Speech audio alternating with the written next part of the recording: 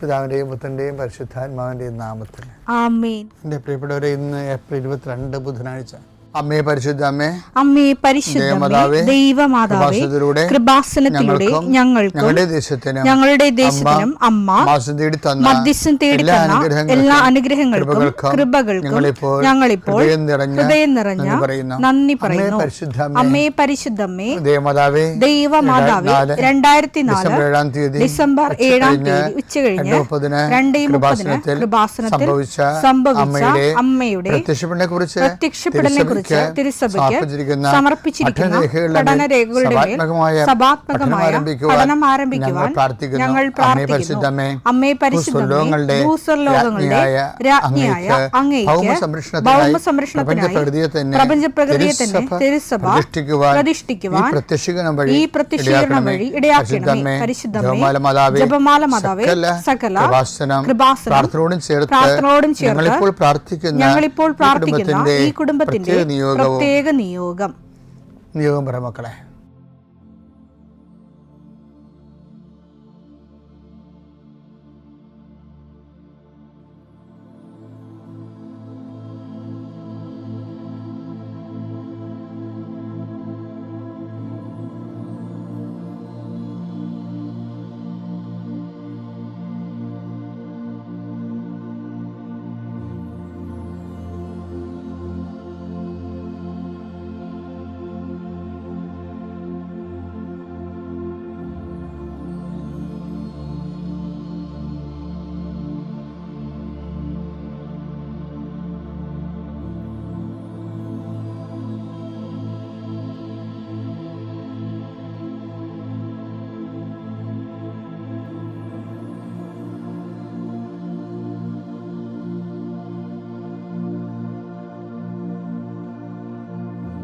അമ്മയുടെ പ്രത്യക്ഷീകരണത്തിന്റെ ഈ അനുഗ്രഹവേളയിൽ ഞങ്ങൾക്ക് സാധിച്ചു തരുവാൻ കനിയണമേ. ആമേൻ. വിശ്വാസ പ്രമാണം. സർവശക്തനായ പിതാവും ആകാശത്തിന്റെയും ഭൂമിയുടെയും സൃഷ്ടാവുമായ ദൈവത്തിൽ ഞാൻ വിശ്വസിക്കുന്നു. അവിടുത്തെ ഏകപുത്രനും ഞങ്ങളുടെ കർത്താവുമായ ഈശോമിശിഹായിലും ഞാൻ വിശ്വസിക്കുന്നു. ഈ പുത്രൻ പരിശുദ്ധാത്മാവിനാൽ ഗർഭസ്ഥനായി കന്യകാമറിയത്തിൽ നിന്ന് പിറന്ന് പൊന്തിയോസ് പീലാത്തോസിന്റെ കാലത്ത് പീഡകൾ സഹിച്ച് കുരിശിൽ തറയ്ക്കപ്പെട്ട് മരിച്ച് അടക്കപ്പെട്ട് പാതാളങ്ങളിൽ ഇറങ്ങി മരിച്ചവരുടെ ഇടയിൽ നിന്ന് 3-ാം നാൾ ഉയർത്ത് സ്വർഗത്തിലേക്ക് എഴുന്നള്ളി സർവശക്തിയുള്ള പിതാവായ ദൈവത്തിന്റെ വലതുഭാഗത്തിരിക്കുന്നു. അവിടെ നിന്ന് ജീവിക്കുന്നവരെയും മരിച്ചവരെയും വിധിക്കുവാൻ വരുമെന്നും ഞാൻ വിശ്വസിക്കുന്നു. പരിശുദ്ധാത്മാവിലും ഞാൻ വിശ്വസിക്കുന്നു. വിശുദ്ധ കത്തോലിക്കാ സഭയിലും പുണ്യവാന്മാരുടെ ഐക്യത്തിലും പാപങ്ങളുടെ മോചനത്തിലും ശരീരത്തിന്റെ ഉയർപ്പിലും നിത്യമായ ജീവിതത്തിലും ഞാൻ വിശ്വസിക്കുന്നു. ആമേൻ. സ്വർഗ്ഗസ്ഥനായ ഞങ്ങളുടെ പിതാവേ, അങ്ങയുടെ നാമം പൂജിതമാകണമേ. അങ്ങയുടെ രാജ്യം വരണമേ.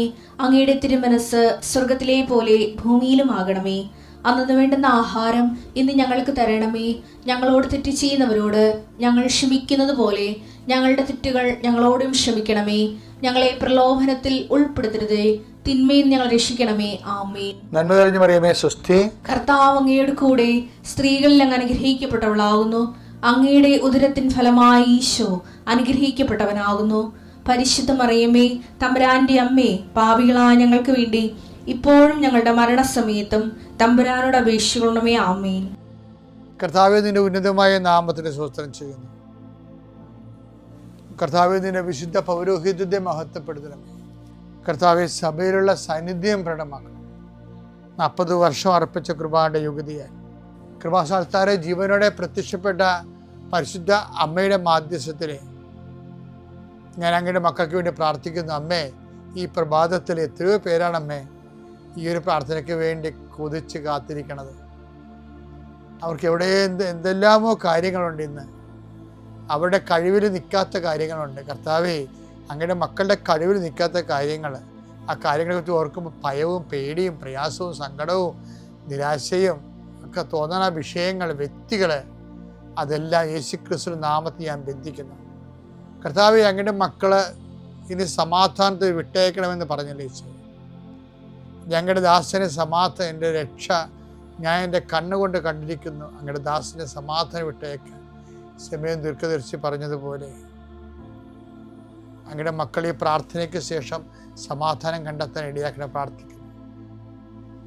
നിങ്ങളുടെ ജീവിത ചിന്തകള്, നിങ്ങളിന്ന് പോകാനിരിക്കുന്ന ഇടങ്ങള്, സംസാരിക്കുന്ന വ്യക്തികള്, ഒപ്പിടുന്ന പേപ്പറുകള്, എഴുതുന്ന രേഖകള്, എൻ്റെ മക്കള് ജീവിത ഉപായത്തിന് വേണ്ടിയും മേൽഗതിക്ക് വേണ്ടിയും ജോലിക്ക് വേണ്ടിയും ജോലിയുടെ അനുബന്ധ കാര്യങ്ങൾക്ക് വേണ്ടിയും എവിടെയെല്ലാം യാത്ര ചെയ്യുന്നു, ആരെല്ലാം സംസാരിക്കുന്നു, ഫോൺ ചെയ്തിട്ട് എന്തെങ്കിലും ഡേറ്റോ കാര്യമോ തീരുമാനമോ വാക്കോ പ്രവൃത്തിയോ തീരുമാനമോ കിട്ടാൻ വേണ്ടി കാത്തിരിക്കുന്നു. അതെല്ലാം മക്കൾക്ക് അനുകൂലമാവുകയും അത് ഈശോയുടെ നാമത്തിൽ ഞാൻ നിങ്ങളെ അനുഗ്രഹിക്കുകയും ചെയ്യുന്നു. എൻ്റെ കർത്താവ്, മനുഷ്യൻ്റെ ഭീഷണി കാരണം മനസ്സിന് സമാധാനം നഷ്ടപ്പെട്ടവരെ, അവരെ നീ ഏത് ഭവനത്തിൽ പ്രവേശിച്ചാലും ആ ഭവന സമാധാന ആശംസ അറിയിച്ച കർത്താവേ, നിന്റെ നാമത്തിൽ നെഞ്ചിലും നെറ്റിലും മുദ്രവാങ്ങി നിന്റെ നാമത്തിൽ വിശ്വസിക്കുന്ന ഒരു മനുഷ്യനെയും ആരും ഭീഷണിപ്പെടുത്താൻ അനുവദിക്കരുത് കർത്താവേ. അവരെല്ലാം ശത്രുക്കളെ കാണുകയെ വിരുന്നൊരുക്കുന്ന ദൈവത്തിൻ്റെ ശക്തിവിശേഷം നിനക്കായി വിരുന്നൊരുക്കട്ടെ. നിൻ്റെ എല്ലാ ശത്രുക്കളുടെയും മുന്നിലെ നിത്യം പിതാവും പുത്രനും പരിശുദ്ധാത്മാവ് സർവീശ്വര എന്നേക്കും ആമേൻ. എൻ്റെ പ്രിയരെ, ഈ ഉടമ്പടി ചില ആൾക്കാരെ ഭയങ്കര കോമഡിയാണ്. എന്താണെന്നറിയാമോ? അവർ ചിലപ്പോൾ ഈ നമ്മുടെ പ്രവർത്തകരെ കാണുമ്പോൾ പറയുവേ, കൃപാസനത്തിലെ പ്രവർത്തകരെ കാണത്തില്ലേ, അപ്പോൾ പരിചയമുള്ളവർ ഞങ്ങൾ പത്രം ഇവിടെ കൊടുത്ത് 2 തിരി കത്തിച്ചു, എന്നിട്ടും ഉടമ്പടിയുടെ ഒന്നും ആയില്ലെന്ന് പറയും. അപ്പം ചിലർ വന്ന് എന്നോട് പറയും, അച്ഛാ അവിടെ വർത്തമാനം കേട്ടപ്പോൾ തന്നെ എനിക്ക് മനസ്സിലായി അവർ ജന്മത്ത് അവിടെ കാര്യം നടക്കത്തില്ലെന്ന്. അതിൻ്റെ കാര്യം വെച്ച് കഴിഞ്ഞാൽ അവർ ദൈവത്തിനോട് കണക്ക് പറയണ രീതിയിലാണ് ഈ ഉടമ്പടി ചെയ്തിരിക്കുന്നത്. 10 പൈസ ദൈവത്തിന് വേണ്ടി മുടക്കിയിട്ടുണ്ടെങ്കിൽ അതിൻ്റെ റിട്ടേൺസ് അവർക്ക് ക്യാഷ് ആൻഡ് കൈൻഡായിട്ട് വേണം. ദൈവത്തെക്കാൾ ഉപരി മെറ്റീരിയലായിട്ട് തന്നെ അവർക്ക് വേണമെന്നുള്ള രീതിയിൽ ഉള്ള ഒരു ബിസിനസ് റിലേഷനാണ് ചില ആൾക്കാർക്ക് ഉള്ളത്. നിങ്ങൾക്ക് ചിന്തിച്ച് നോക്കണം കേട്ടാ. ഈ പല ആൾക്കാർക്ക് ഈ ബിസിനസ് റിലേഷൻ ഉണ്ട്. പക്ഷെ ചിലർ കുറച്ച് ഒരു ഉടമ്പടി ആ ക്ലാസ്സെല്ലാം കേട്ട് കഴിയുമ്പോൾ, ഈ ക്ലാസ് കേൾക്കാത്തവർക്കാണ് ഇങ്ങനെ താമസിക്കുന്നത് ഈ വിഷയങ്ങൾ. ക്ലാസ്സെല്ലാം കേട്ട് കഴിയുമ്പോൾ ഓട്ടോമാറ്റിക്കായിട്ട് ദൈവസ്നേഹം ഉണ്ടാവും. ഉടമ്പടി എന്താ ഉദ്ദേശിക്കുന്നത് ശരിക്കും പറഞ്ഞാൽ? ആൾക്കാരിൽ ദൈവസ്നേഹം ഉൽപ്പാദിപ്പിക്കുക എന്നല്ലേ ഉദ്ദേശിക്കുന്നത്. കാര്യം ദൈവമാണ് അതിൻ്റെ അകത്ത് കണ്ടൻ്റ് എന്ന് പറയണത് ഉടമ്പടിയുടെ. അപ്പം നമ്മൾ ഈ പത്രം കൊടുക്കണത് എന്തിനാ? കർത്താവിനെ അറിയാത്തത് അറിയിക്കാൻ, അറിഞ്ഞവരെ ആഴപ്പെടുത്താൻ. അതെങ്ങനെ ചെയ്യണത് എന്തിനാ? ദൈവസ്നേഹം ഉണ്ടെങ്കിലാണ് അത് ചെയ്യാൻ പറ്റത്തുള്ളത്. അല്ലെങ്കിൽ അത് ടെക്നിക്കലായിട്ട് നമ്മുടെ കാര്യം കാണാൻ വേണ്ടി ടെക്നിക്കലായിട്ട് പോകും, ആ ബിസിനസ്സായിട്ട് പോകും. ആ ബിസിനസ്സായിട്ട് ചെയ്താലും അത് വർക്കൗട്ട് ചെയ്യത്തില്ല. ചിലർ ഇപ്പം ഒത്തിരി പേര് നമ്മൾ കാണുന്നത് എങ്ങനെയെന്ന് അറിയാമോ? നല്ല ഹൈലി എഡ്യൂക്കേറ്റഡ് ആയിട്ടുള്ളവരും പാവത്തങ്ങളും ഉണ്ട്. അവരൊക്കെ ഉടമ്പടിയിൽ അങ്ങനെ ഉറച്ച് നിൽക്കുകയാണ്. അങ്ങനെ ഉടമ്പടി വലിയ പ്രയോക്താക്കളായിട്ട് നിൽക്കുകയാണ്. അതിൻ്റെ കാരണം വെച്ച് കഴിഞ്ഞാൽ ഇനിയിപ്പം നമ്മൾ കൃപാസനം പൂട്ടിയാലും അവർ ഉടമ്പടി ജീവിച്ചുകൊണ്ടിരിക്കും.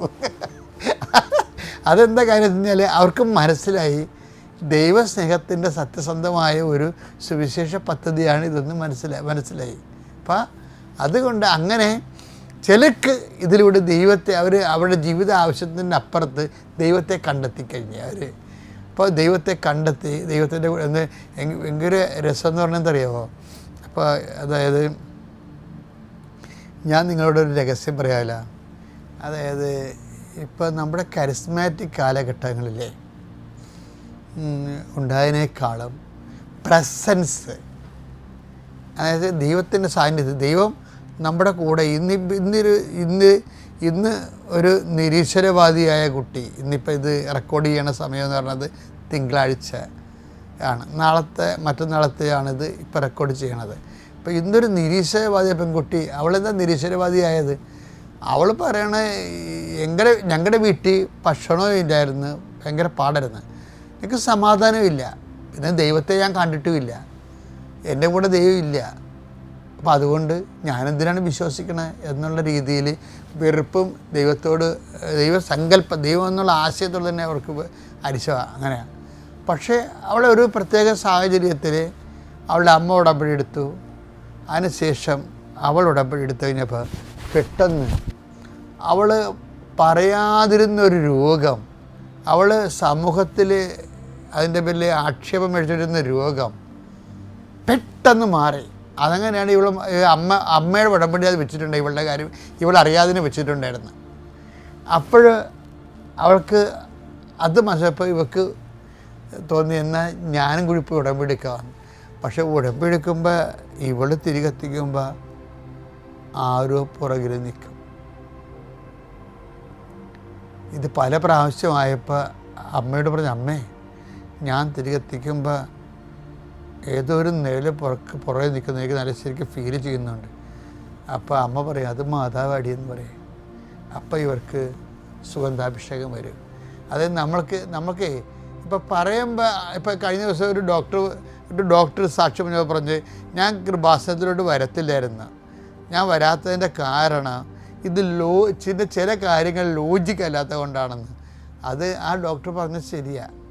അവർക്കിപ്പോൾ ജീവിതാനുഭവം ഉണ്ടായപ്പോൾ ഇപ്പോൾ അവർ ഡോക്ടറേറ്റ് എടുത്തപ്പോൾ കഴിഞ്ഞപ്പോൾ 8 കൊല്ലം കിട്ടാതെ ഡോക്ടറേറ്റ് ഒറ്റ ഉടമ്പടി കൊണ്ട് കിട്ടിക്കഴിഞ്ഞപ്പോൾ അവർക്ക് വിശ്വാസമായി. പക്ഷേ അതല്ല അവർ പറയണത്, കൃപാസനത്തിലെ ചില കാര്യങ്ങൾ ലോജിക്കല്ല ശരിക്കും പറഞ്ഞാൽ. കാര്യം നമ്മൾ ലോജിക്കും കൊണ്ടിരിക്കുന്നവർക്ക് ചില സമയത്ത് അത് അങ്ങനെ ഫീൽ ചെയ്യാൻ സാധ്യതയുണ്ട്. കാര്യത്തിൽ ഇവിടെ എല്ലാം ഇങ്ങനെ ടാഞ്ചിബിളല്ലേ, നമുക്ക് ദൈവത്തെ തൊടാവുന്ന രീതിയിലാണ് ഉടമ്പടിയുടെ എല്ലാ വർക്കൗട്ടിങ് ഇങ്ങനെ നടക്കുന്നത്. അപ്പം അതുകൊണ്ട് എപ്പോഴും എൻ്റെ സഹോദരങ്ങളെ കണക്ക് കൂട്ടി, ഇപ്പം കർത്താവ് തന്നെ ഇതിനിങ്ങനെ ഒരു നിലപാട് തന്നെ ദൈവത്തോട് കണക്ക് പറയുന്ന ആൾക്കാരോട്, അവരാണ് ഈ ഉടമ്പടി ഗതി പിടിക്കാൻ കിടക്കണത്. ആ ഒരു മനോഭാവമെങ്കിലും ഉണ്ടെങ്കിൽ നിങ്ങളത് മാറ്റണം. ലൂക്കാ 6:35 തിരിച്ചു കിട്ടും എന്ന് പ്രതീക്ഷിക്കാതെ മറ്റുള്ളവർക്ക് നന്മ ചെയ്യുകയും വായ്പ കൊടുക്കുകയും ചെയ്യുക.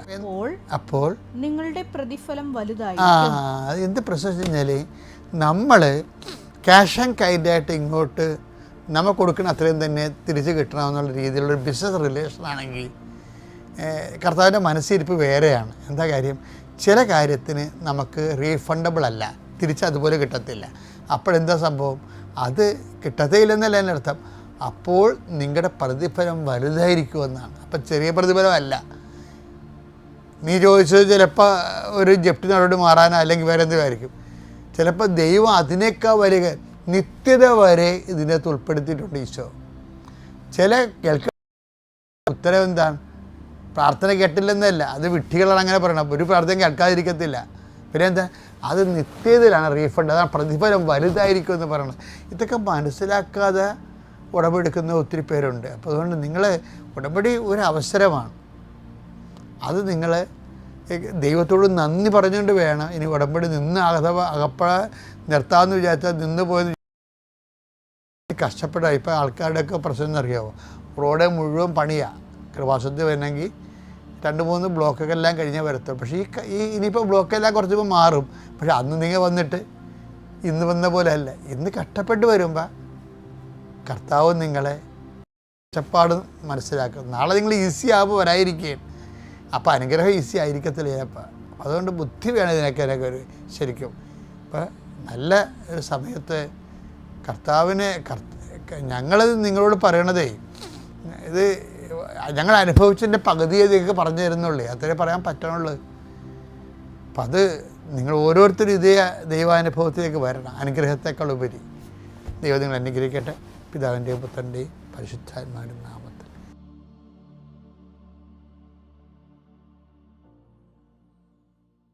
അത്യപൂർവ ദൈവാനുഭവങ്ങൾ ഇനി നിങ്ങൾക്കും സ്വന്തം. ഈ യൂട്യൂബ് ചാനൽ ഇതുവരെ സബ്സ്ക്രൈബ് ചെയ്തു തന്നെ സബ്സ്ക്രൈബ് ചെയ്യുക. ഈ തന്നെ നിങ്ങളുടെ സുഹൃത്തുക്കൾക്ക് ഷെയർ ചെയ്തുകൊണ്ട് കർത്താവിൻ്റെ പ്രേക്ഷിതരാകുക.